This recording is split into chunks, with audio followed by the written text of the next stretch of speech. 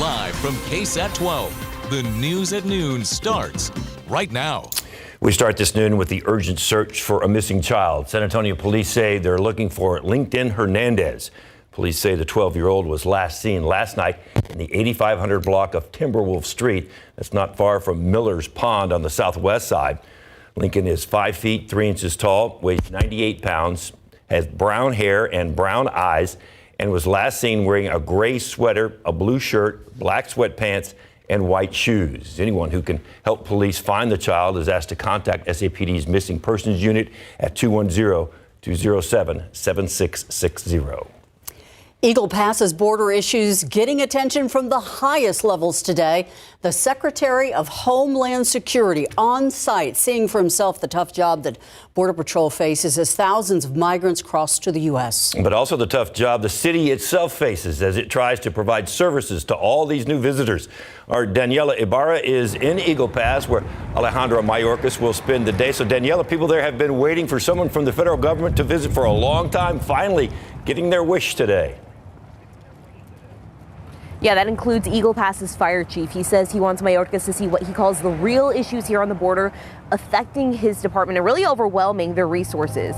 The chief tells me they had to add a 5th ambulance last year specifically to address migrant calls. He says crews are out on the border every single day. Sometimes, the chief says, additional ambulances are pulled from servicing the city to servicing the migrants. He says his guys are seeing migrants with broken bones, migrants doing CPR on each other, even people drowning. The calls are not only taxing the department's resources, but on the mental health of the firefighters. We need to get back to normal. It's the loss to the fire department, the lost revenue, I could care less. I care more about my personnel. And the chief says the federal government has not done enough to help federal communities like here in Eagle Pass, and he's hoping Mayorkas' visit brings change and relief. We're live in Eagle Pass. Daniela Ibarra, KSAT12 News. Thank you, Daniela. We're going to be checking in with her throughout the day today and at 5 at 6 as well. And by then, I imagine this weather pattern is going to be making a big change. You're exactly right. We've got a front that's on our doorstep right now. We're near 70. It feels pretty humid, warm outside. We had sort of a damp morning. That's all going to change. Very gusty winds also headed our way. A lot to look at here. Let's start with the radar. And you can almost pick out where that front is. There is a line of showers and storms associated with it. The only problem is it's all well to our north. So we're missing out on a lot of the good rain, honestly. This is going to work towards Austin. There could be a couple strong storms there over the next couple of hours. But then the bigger story will be behind this front, getting some of those gustier winds in here. A little closer look at some of our northern counties, though. They are being affected by this weather. Blanco, Candelia, you're getting some of these showers and storms. We've seen a few lightning strikes here and there. They're going to pass through pretty quick, so don't expect a lot of rain out of this. And as for San Antonio, it looks like our rain chances are pretty minimal at this point. Let's take a look at the big picture here, and you can see how dynamic this storm system is. There are blizzard conditions starting to take shape in the Texas Panhandle, and then out ahead of this, we've got a lot of storms, severe weather possible from Houston to Beaumont today. And here, we're starting to see the clouds break up a little bit. We will see some sun, but temperatures are falling behind the front. It's 50 in Rock Springs, 50 in Kerrville, 48 right now in Fredericksburg, but 80 in Pleasanton. You can see the difference here with this cold front. So our forecast today, 65 at 2 o'clock, 64 at 3 p.m. Gusty winds. We could start to see some gusts as high as 40 miles per hour this evening, and they could even get stronger overnight as temperatures fall. Tomorrow morning, wind chill values in the 30s. It's going to be chilly. We're going to have much more on the rest of this forecast coming up in just a few minutes. Thank you, Justin. After 2 years of drought and water conservation, firefighters facing their own water supply issues this morning. It's the last thing a firefighter wants to hear while battling flames at a home. Katrina Weber now with how low water pressure created some high tension moments. A fiery house full of problems met San Antonio firefighters at the site of what should have been a vacant home. The flames and smoke broke out near the corner of Wyoming and Toledo streets just before 5 this morning. Fire crews put up their best fight, battling the fire from outside the burglar bars that covered the windows and doors. We do know that our fire investigators determined that there was some homeless activity inside. Even with the security measures in place, it seemed someone had found a way inside. Firefighters say there were no working utilities and no legal tenants in the house since 2022. It took the better part of an hour for them to put out the fire, which it appeared someone had started. Well, firefighters definitely had a tough job with this fire, but they say their biggest challenge wasn't what was happening inside this house, but more what wasn't happening outside. We had some water issues. We have low pressure water mains underneath where we're at, so we had some difficulty getting strong water supply. Firefighters say fire hydrants in the area were not putting out all that they needed, so they had to rely on water already on their trucks. They say only their aerial ladder truck could tap into a hydrant. To the aerial, so once we were able to establish that aerial line, that helped us bring fire under control. It also helped to drown out some tense moments. In the end, no one was hurt and no other homes were damaged. But the one where the fire started is beyond repair. Katrina Weber, KSAT12 News. The search is on for the suspect who attacked a man overnight. It happened just before 2 a.m. on Arbor Ridge, that's near Callahan Road. Police tell us two men got into an argument when one of them stabbed the other in the stomach. We are told that suspect then ran off. The victim was taken to the hospital and is expected to be okay. Months after a deadly crash, police making an arrest. This is 56-year-old Fernando Castro Alvarez. He's now facing charges for a hit-and-run crash that happened back in October. Now, this is video from that crash. We're told a man was crossing Bandera Road near North General McMullen when he was hit and killed. According to an arrest affidavit, the suspect was seen on surveillance video hitting the victim and then driving off. Officers were able to track him down based on that footage. He is charged with collision causing death. Heavy flames ripping through a nursing home late last night, but thankfully it was unoccupied. According to San Antonio firefighters, it broke out around 10 o'clock in the 100 block of Cloud Haven, not too far from Austin Highway. Firefighters got there to see heavy smoke and flames coming from the back of the building. The fire burned through several rooms, the attic and the roof. Firefighters say no injuries reported. Fire investigators are now going to try to figure out a cause, but the building right now is considered a total loss.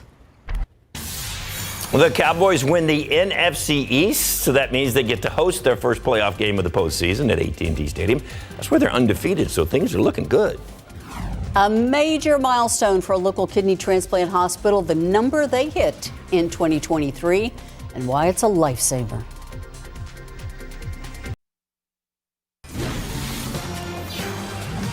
The University Health Transplant Institute celebrating a major milestone, closing out last year having completed 70 living kidney donor transplants. Tiffany Huertas with how a local woman is thanking those surgeons for letting her be part of this banner year and get a second chance at life.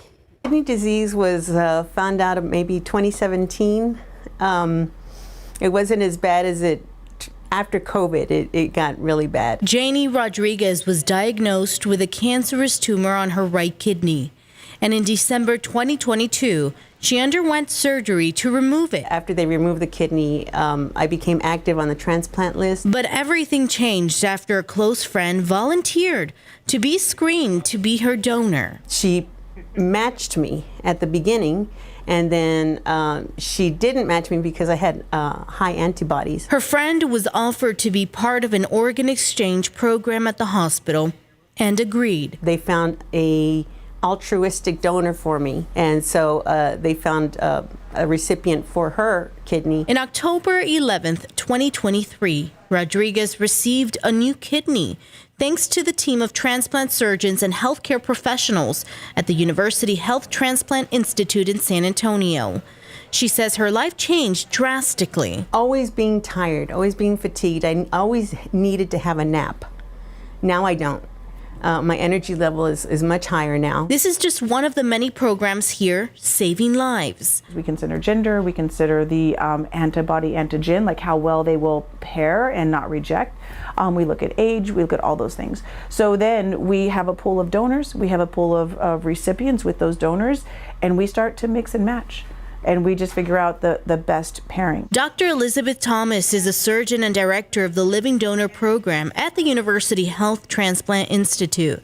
She is proud of this team for performing 70 living kidney donor transplants last year. Living kidney donor transplants are the best quality kidney transplant a recipient can get. And so to have that growth in our program just means that more people got a better kidney and will have better outcomes. More than 103,000 men, women, and children are on the national transplant waiting list, according to the U.S. government's organ donation statistics. 17 people each day die waiting for an organ transplant. In our community, we know there's a higher number of people with diabetes and hypertension, and that means there's more people with kidney disease. And that means there's more people in need of a kidney transplant. Janie is grateful for this program and the team. Today, she focuses on making healthy choices. Eating better, incorporating more veggies, less meat, taking walks with my granddaughter. Tiffany Huertas, KSAT12 News. Outside with live cam. A lot of good rain last night, early this morning. You know it's raining really hard when you're driving to work and traffic actually slows down. Oh. That's when it's coming down hard. You know, that's what you're supposed to do anyway. Well, I know, but yeah, we did have some rain this morning. The rain has generally moved out. We're starting to see some peaks of sun. The aquifer down a tenth of a foot today to 640 even, but at least it's a better number than it's been in a while. We didn't even get to mention this off the top of the show, but Mountain Cedar is in the very high category, 16,200. Molds are moderate. And not only that, we're going to get some gusty winds as we've been talking about, so that means Mount Cedar could go even higher tomorrow. Sorry to say, just a messenger. We're going to look at this storm system and tell you what you can expect for the rest of the week. Coming up.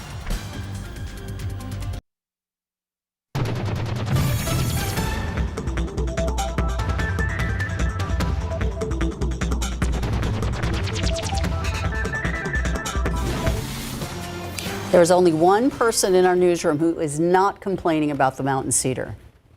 The guy who talks about it. I probably will be complaining. Somehow it hasn't got to me yet, or at least I haven't noticed it, but it will. You're lucky. It will. Listen, it's getting everybody. If you're in the newsroom today, a lot of sneezing going on. And Mountain Cedar is brutal, and we're nervous that it could be a little bit higher tomorrow. We'll see where we land. Let's start, though, with the radar. At least we did get some rain. That always helps some. It just didn't get a lot. It's been mostly drizzle, light stuff this morning. All the heavier storms have been off to our north. There is the frontal boundary right there. And along the front, we did see a little bit of development in the whole country, but it's gone away.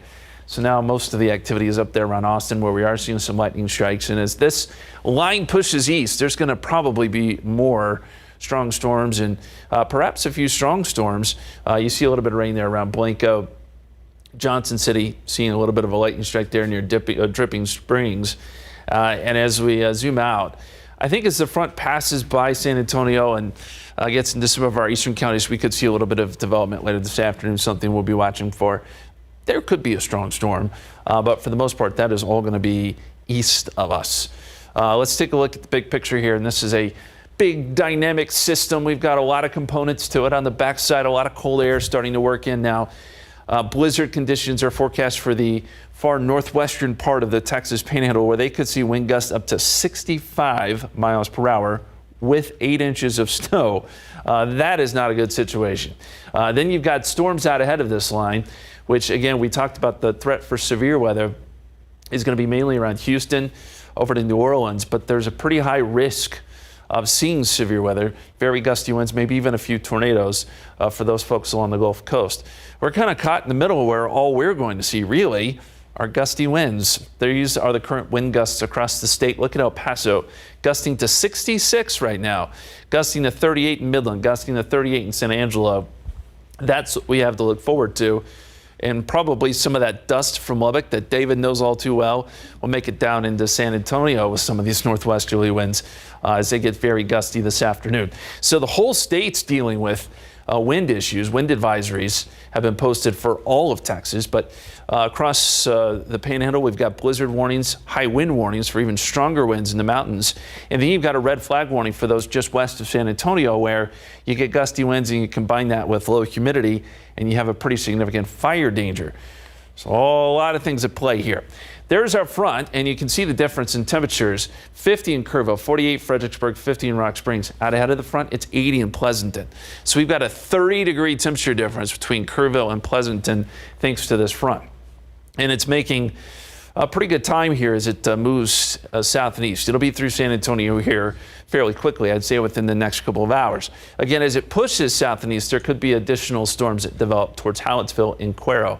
Otherwise, by dinner time, everyone's dealing with the gusty winds at this point. So our forecast, 65 at 2 o'clock, 64 at 3 p.m., 63 at 4 p.m. with those very strong winds. And that continues right on into tonight with temperatures dipping into the 50s and eventually 40s by midnight with those northwesterly winds at 30 miles per hour. Here's a look at the potential wind gusts.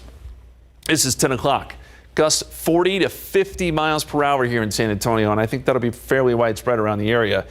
And then by midnight, perhaps some of our strongest winds showing some gusts around 50 miles per hour. That's going to blow away loose stuff in your backyard or Christmas decorations. So you do want to be aware that these are going to be strong winds. By tomorrow morning, still some gusts close to 40 miles per hour. It's going to take until tomorrow afternoon for these winds to finally subside some. Gusty winds, colder temperatures in the morning. That means wind chill. You're going to want to bundle up. This is what it will feel like at 8 a.m. tomorrow morning. 32 here in San Antonio. It'll feel like it's in the 20s in the hill country. So your extended forecast.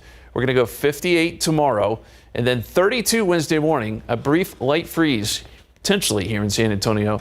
67 and then 72 Thursday. We're on a roller coaster here because another front comes through, knocks us back down into the 50s for Friday and Saturday. And an even stronger front, potentially late Sunday into Monday, that could bring some really cold weather. So a lot to look at there in the 7-day forecast. But for today, batten down the hatches and get ready for some gusty winds later tonight, guys. I was trying to give you some sound effects, but I don't think my mic was on. I think I heard that in the background. It was well done. Thank you. Yeah. A few weeks ago, the Texans were fighting for a playoff spot. Oh, they got that and a whole lot more over the weekend. Coming up. And the Spurs come close again, but as they say, no cigar.